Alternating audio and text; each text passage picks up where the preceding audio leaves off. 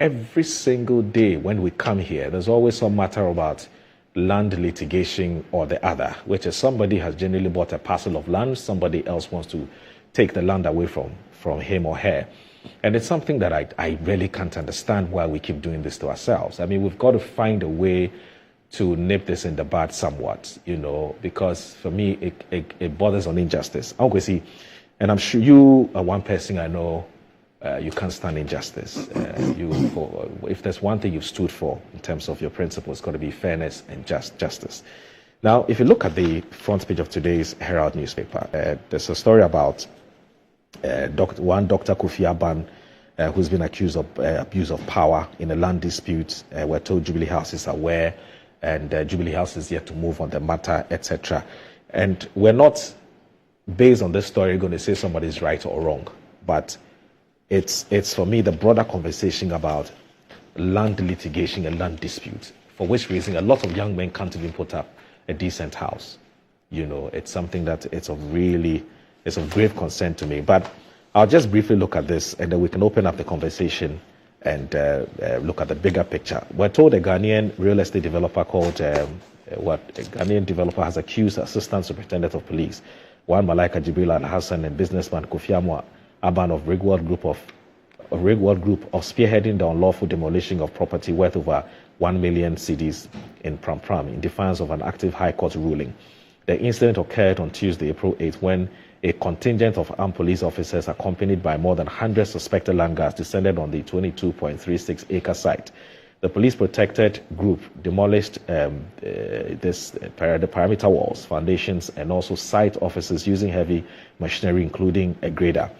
The developer, Christian Kwesi, insists that the demolition was executed without a court order and directly contravened a July 2024 High Court ruling which authorized Titanium 123 Properties Limited to continue construction activities on the land.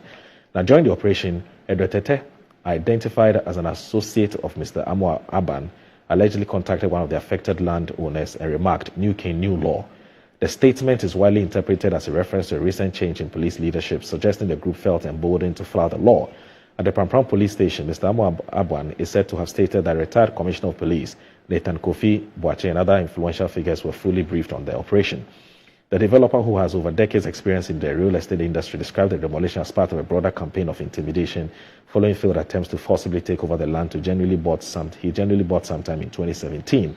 And according to the developer, before the February 2025 court order, which reaffirmed Titanium 123's legal rights to the land, Mr. Amwa Aban arranged a clandestine meeting at the private residence of Pram Pram Chief Nene Tetewaka. During the meeting, the landowners were urged to sell the land under the guise of constructing a hospital. Now, Christian, I'll just go straight to the point. Christian Kwesi Pratt is now appealing to civil society organizations, members of the legal fraternity, and the media to hold the perpetrators accountable. Now, interestingly, both parties were told businessman Kofi Aban of Rigworld Group and real estate firm Titanium 123 Property Limited are issuing public statements asserting ownership and accusing each other of misconduct in the ongoing legal tussle over the 22.36-acre parcel of land in Pram Pram, which has taken a new turn. While Mr. Aban has issued a rejoinder in response to recent media reports, Titanium 123 has petitioned the National Security Secretariat, raising alarm over what it describes as state-backed intimidation and police misconduct, despite an existing High Court ruling protecting its interest on the land. Now, in a rejoinder dated April 14, 2025, issued from Tema, Mr. Kofi Aban refuted what he called false associations made in recent publications. To clarify, he wrote, "A court injunction prevents both Titanium 123 Properties and Kofi Aban Holdings from carrying out any activity in the land. However, the injunction expressly allows third-party grantees of both parties to work on site." Mr. Aban stated that any activity currently ongoing at the site is being undertaken by such third parties. It therefore comes as a surprise that Mr. Kwesi accuses me of these actions. Why does he assume that his grantees may operate on the land while ours may not? He further warned against what he described as sensational and defamatory reporting. It says it is disappointing that certain media outlets, some of whom fail to verify even basic facts, chose to public misleading stories. This type of reporting does a disservice to the public and undermines confidence in our institutions. The businessman also alleged that Mr. Bose, who has been vocal on the matter, is wanted by the Ghana police. Mr. Kwesi is currently being sought for allegedly arming land guards with illegal weapons. He's encouraged to face the law and respond to these criminal allegations. Mr. Haman concluded by demanding that media houses retract their reports within 24 hours or face legal action in the interest of truth, accountability, and the rule of law. However, in a strongly worded petition addressed to the National Security Secretariat and copied to the Inspector General of Police and the Chief of Staff at Jubilee House, Titano 123 Properties Limited has accused the police, particularly the ASP Malaika Jibril Al-Hassan, of aiding the destruction of property in violation of court orders. For me, like I said, it's not really who is wrong or right, but land litigation.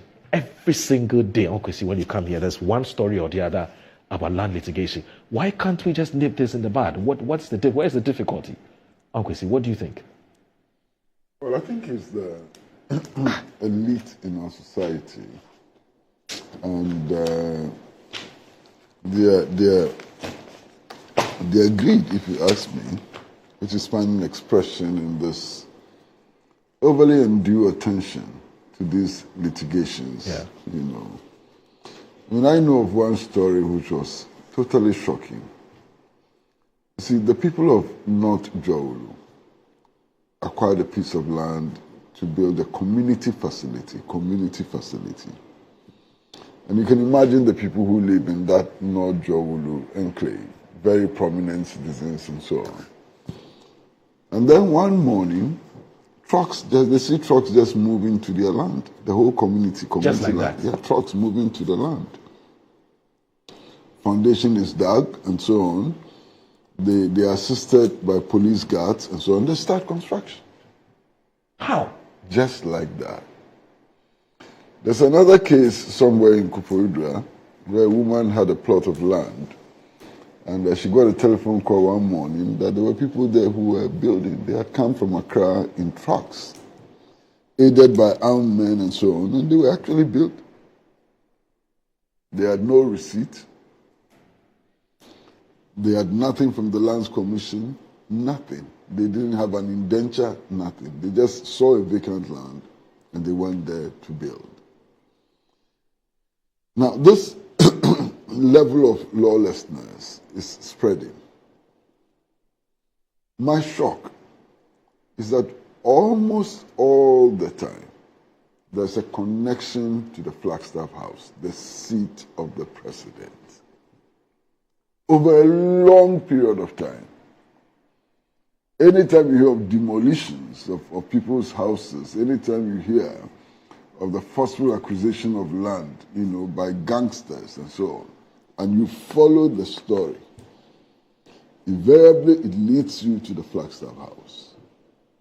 And I am worried. I mean, the Flagstaff House should be engaged in things that are more edified than land grabs and land guards and so on.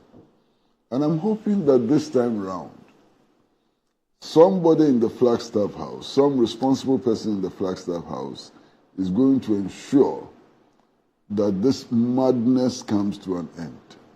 That is not what we expect from the Flagstaff House. Engagement with land guards, hooligans, and so on, who are on a rampage for land. And immediately I expect that something will be done in order to take the Flagstaff House out of this madness, absolute madness. I do hope that the Chief of Staff will take some action as quickly as possible. At least that would be one step forward. Right. Because the use of the name of the Flagstaff House is quite intimidating for people who legitimately have acquired lands and so on. And we must bring an end to this madness now, completely. You understand? Now, how come that anytime these disputes occur and so on, you hear about the involvement of the police, usually from headquarters? Yeah. Why police headquarters? What are the district offices of the police service for? The district commands and so on, what are they for? Why is it that cases involving land acquisition and so on, especially in the prime areas like Cantonments, Roman Ridge and so on, you would always find the involvement of somebody from the police headquarters? What is wrong? Now, this should be a charge on the new Inspector General of Police, and I think he also has a responsibility to ensure that his men and women are not used to intimidate people, are not used as the backbone of criminal gangs, who are involved in the forceful acquisition of lands and so on. So I think it's important that the police service also takes action. Now we come to the point where court orders mean absolutely nothing. That's the point I was just about to get to. Court orders mean absolutely nothing when it comes to land litigation and so on. What is happening? So it seems to me that when it comes to land acquisition, our legal system breaks down. Our law enforcement system breaks down and so on. I think we ought to do something about it. There's a general problem of ownership of land, which I think needs to be reviewed. Seriously needs to be reviewed. But before then, I think that we can sanitize this process and minimize the excessive involvement of the state apparatus in these useless battles for land and so on. The other time, there was one in East Legon, one of the most familiar cases where somebody's houses were demolished. And it turned out that the demolition took place around midnight. And those who carried out the demolition were actually escorted to the site by police outriders alleged to be from the Jubilee House. Yeah. That's a serious problem. It is. I think we should find ways of dealing with this. And the best institution for bringing some sanity to this must be the government, especially the seat of government. We should bring some sanity. Otherwise, I don't know where we are going to end up. Look, Kwesi, people go to court, they get a court order. The court makes a ruling on the matter, and it says the land belongs to A.